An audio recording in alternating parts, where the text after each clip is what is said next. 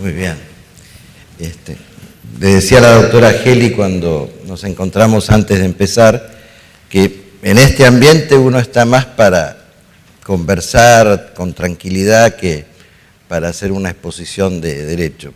O sea, estoy fuera de la cancha, fuera del ambiente propicio, o por lo menos al que uno está acostumbrado después de tantos años, pero igual hay que hacer las cosas, está muy bien esto.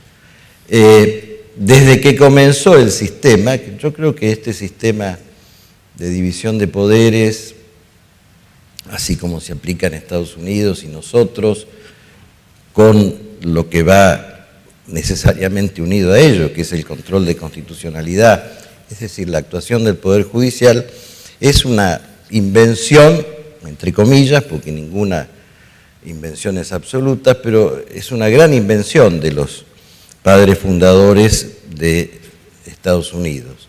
Ese sistema de equilibrio al que se refería la doctora Geli, de tensión y de armonía, de controles y balances, que tuvo entonces una muy temprana aplicación en 1803, en el caso Marbury también citado, donde quizás por primera vez se dijo que si una ley inferior contradice una ley superior y ambas son aplicables al caso, la de mayor jerarquía desplaza a la de menor jerarquía. Para eso tuvo que decir que la Constitución era una ley, y que era una ley de jerarquía superior a cualquier otra, y que en el caso concreto desplazaba la aplicación de una ley orgánica de tribunales que permitía una vía directa ante la Corte para supuestos que no estaban previstos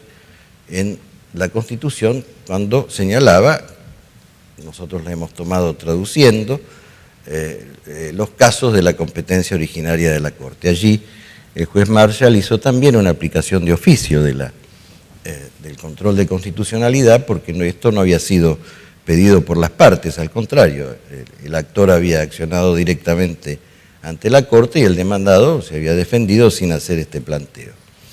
Pero ahí mismo surgió la discusión, porque a pesar de que Marshall había sido tan inteligente como para plantear esto, dándole la razón al gobierno demandado, no obstante que toda la argumentación anterior era favorable al demandante, en definitiva dijo, usted tiene razón, pero mire, lamentablemente está ante un tribunal incompetente, así que vaya hacia su casa.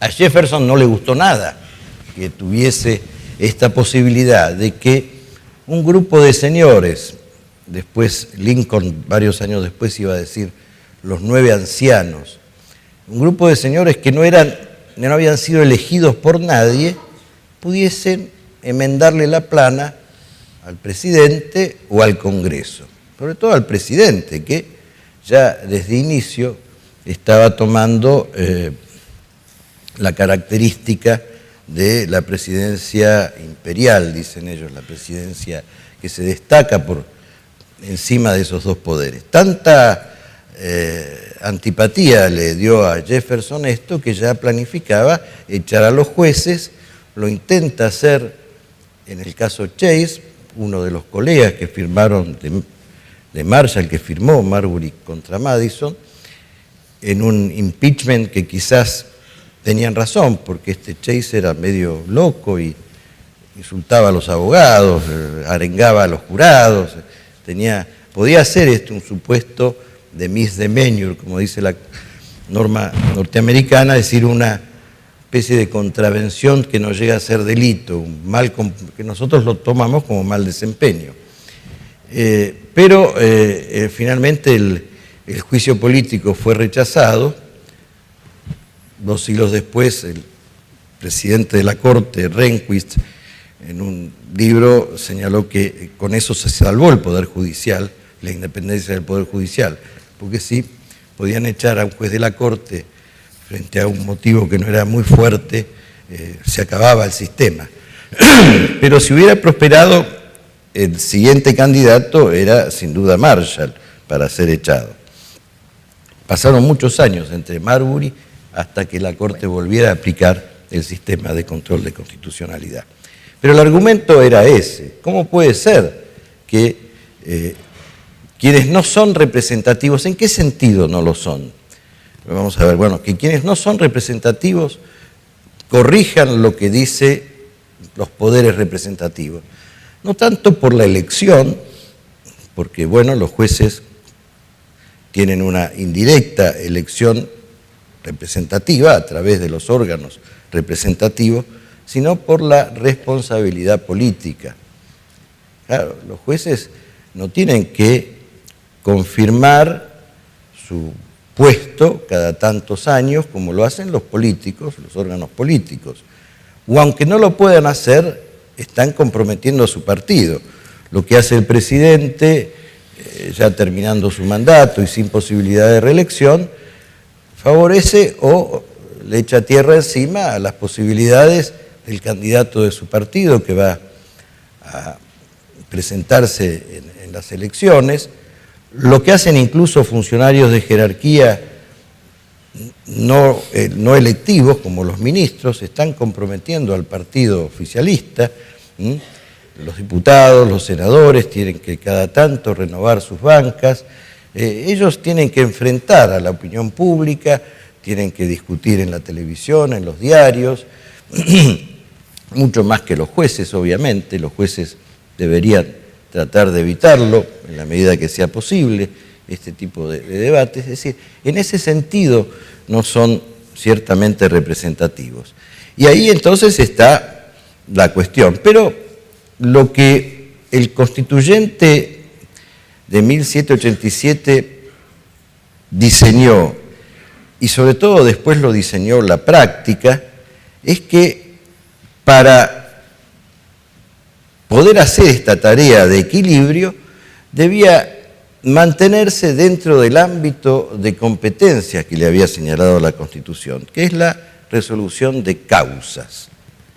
Y la resolución de causas, desde ese tiempo en adelante, siempre se refirió a casos concretos donde las partes tenían entre sí, ellos llaman derechos adversariales, derechos contradictorios, de tal manera que el triunfo de una significa la derrota de la otra, un derecho propio, particular, concreto, inmediato, el agravio del que hablaba la doctora, porque si no el tribunal se convierte en un foro político.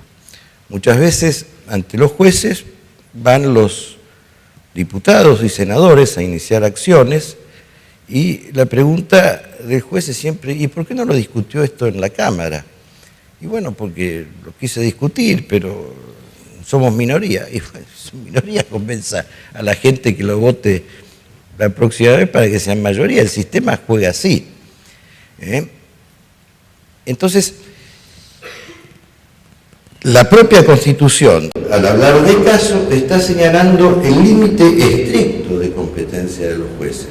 Cuestión que en los problemas de constitucionalidad, claro que tiene grandes matices, porque las normas constitucionales, como cualquier otra norma en definitiva, no son un sistema de computación donde a un determinado input se va a producir un determinado output.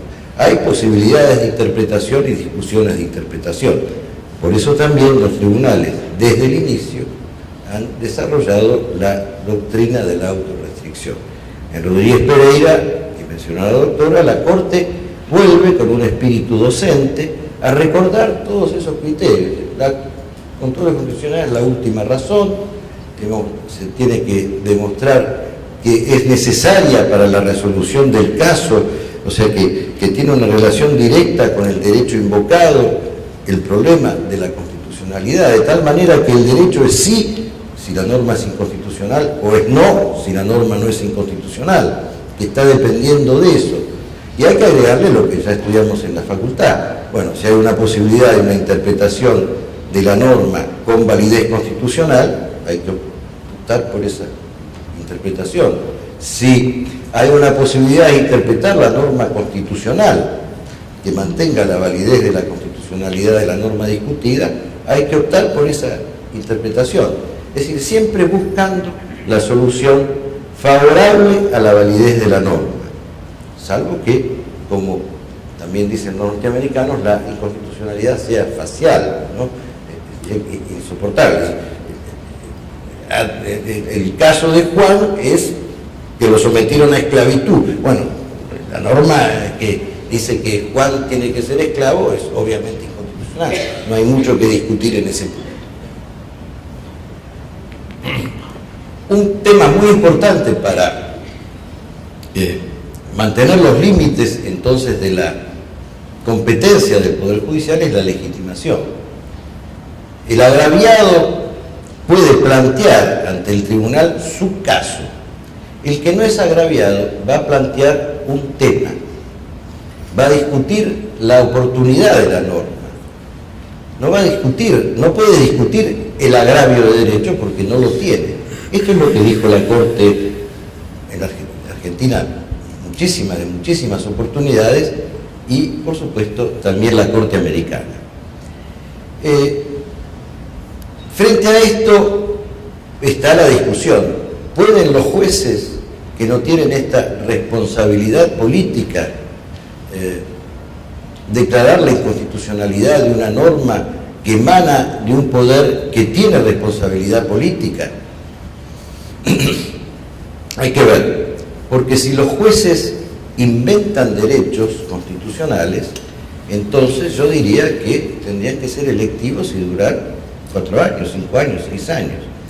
Si se puede decir, como se dijo acá en la Argentina, que el divorcio vincular es un derecho, porque el divorcio vincular afecta a la naturaleza contractual del matrimonio en la medida que todo contrato puede ser resuelto por común voluntad de las partes. El divorcio vincular puede ser muy bueno o muy malo, pero yo voy al hecho objetivo. Después de 100 y pico de años de aplicación de la ley de matrimonio civil que decía lo contrario, y que la Constitución no dice nada de eso, y bueno, esto es crear un derecho colectivo y modificar la Constitución. Pero si ustedes van a modificar la Constitución, yo quiero que sean electivos, porque tienen que tener responsabilidad política. Ahora, si se atienen y dicen, no, esto es competencia del legislador, y si el legislador dice que debe haber divorcio vincular, como no contradice ninguna norma de la Constitución, habrá divorcio vincular. Si el legislador dice que no debe haber divorcio vincular, como no contradice ninguna norma de la Constitución, no habrá divorcio vincular. Si frente a los anhelos que expresan las constituciones al hablar de ciertos derechos sociales, por ejemplo el derecho a la vivienda, y no había ni un caso de un señor Juan que se presentó ante el organismo público que está entregando viviendas y a Juan le dice, a usted no se la doy. Entonces Juan dice, yo tengo derecho a la vivienda y además del derecho de igualdad. En el acto administrativo número tal me rechazaron sin causa este derecho, tengo un agravio concreto. Si no, simplemente se presenta y digo, yo quiero que me den una casa. ¿Cuál casa? La de la esquina, la de allá. ¿Cuánto vale esa casa? $1 millón, denme $1 millón, denme la de $50.000, denme la de 10 pesos, denme una casa. ¿Y cómo le voy a dar la casa? Tengo derecho al trabajo, deme trabajo. ¿Cuál? El trabajo de, bueno, señor almacenero de la esquina, dele trabajo a este señor. O vamos a inventar un lugar para que usted trabaje, sin analizar el presupuesto, sin analizar las otras opciones que precisamente los órganos representativos deciden cuando votan el presupuesto, porque todas las necesidades públicas son igualmente necesarias. Hay que optar por unas o por otras. Esto es una cuestión política, esa opción. Entonces, ahí estamos en una usurpación que no sería tal si el juez es entonces representativo, dura 4 años y yo puedo decir que me gusta como usted gobierna. Entonces lo voy a cambiar. Voy a elegir a otro. Por supuesto, esto sería un muy mal sistema. Pero, por eso yo señalo que si queremos que el Poder Judicial funcione como debe funcionar, de acuerdo con la Constitución, acuerdo con lo que imaginaron, los que idearon este sistema, los jueces tienen que hacer, como lo hacen normalmente, porque cuando se van de esto son excepciones, tienen que hacer un esfuerzo para mantenerte dentro de sus límites, tanto en el control de constitucionalidad como por la revisión incluso de legalidad de las decisiones de la administración pública. La Corte norteamericana ha desarrollado, por ejemplo en el caso Chevron y toda su familia, el principio de la deferencia.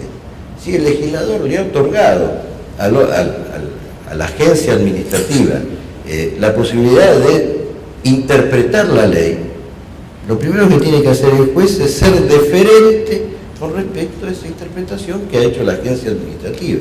Porque el legislador ha querido que sea la agencia la que defina cómo se aplica la ley, en el caso de regulación, en el caso concreto. Esta idea de la deferencia también es válida, es válida frente a cualquier norma y también frente a la Constitución.